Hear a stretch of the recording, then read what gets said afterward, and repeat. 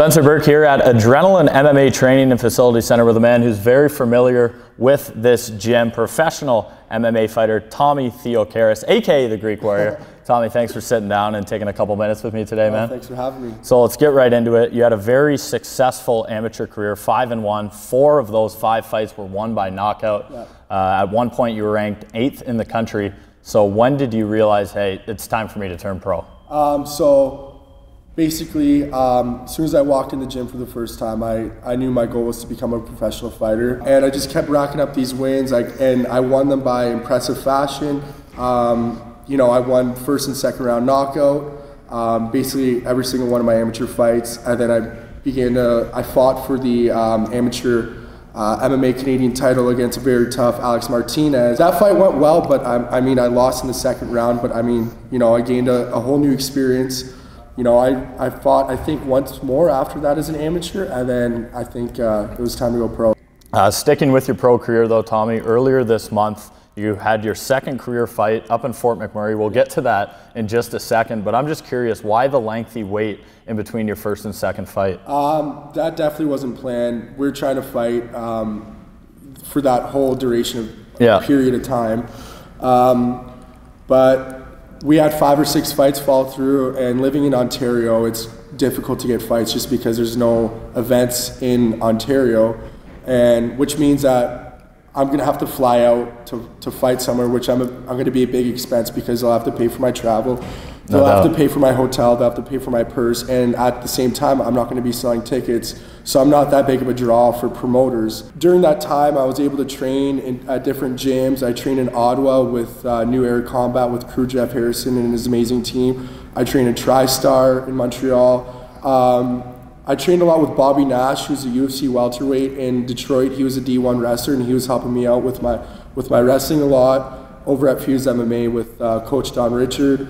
So yeah, I was able to, formulate a new skill set, and by fight time for my last fight, I was a whole new fighter. So I mean, it paid off in the end, and I think it showed for that fight for sure. Well, clearly it did. You were ready, you were focused as you knocked out Cam McDonald just over a minute into the first round in this fight. So take us through this fight and the emotions you felt after that big win. So I kind of just got a fire lit underneath me, and I just wanted to go out there and prove that I'm not an 0-1 fighter. I don't deserve to be 0-1. I'm much better than that. So I mean, I put a lot of pressure on myself to win as well, because if I would have lost this fight, who knows what would have happened, you know, like I was honestly thinking, you know what, this could be it, you know, so I put a lot of pressure on me, and I think I fight best under pressure because, I mean, I knocked him out in a minute. So I think I fought to my full potential.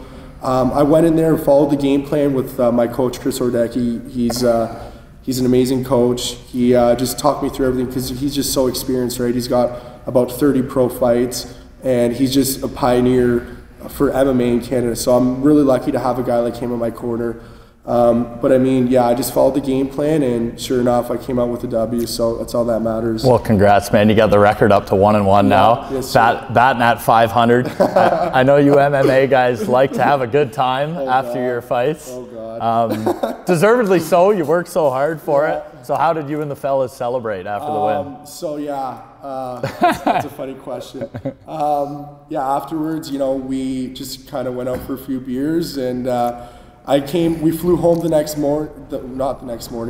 day. We got back into London around 9 p.m. I had a party waiting for me with all my buddies, and then went to the bar, and I think the rest is history. Another thing that we talked about, how important it is to have a fire walkout song as you enter as you enter the octagon. You're like Dead Wrong, eh? Yeah, dead wrong. I like that one. Little Biggie and Eminem. So I didn't even find out what song did you end up going with. So I'm a big rap fan, but I mean, you know, modern rap isn't really my style. I'm not a fan of it at all. I like the old school gangster rap, like the 90s and the early 2000s. But this one I went with Patiently Waiting by 50. You like that one? Yeah, 50 and 50 Cent. Eminem's verse on that is sick. Don't let me lose you, I'm not trying to confuse you. When I let loose with this Uzi and just shoot through your Isuzu. That one, it was kind of a subliminal message because I'd been waiting to fight for so long. Yeah. And the song Patiently Waiting. And then I talked to my coach after, he's like, well, no, that was sick. It was perfect. But it fired me up, so yeah. That's awesome. And we haven't spoke about Adrenaline, where we are today. Yeah. What this gym means to you. This place is legendary, man. Some of the best coaches. It's a nice little facility. It's too, unreal. Right? Some of the best coaches in Canada. Stout, Hominick, Kordeski, who is your coach. Yeah. So how has this place helped you become the fighter you are today? This place has shaped me to become the fighter I am today. I definitely would not be the same fighter at all.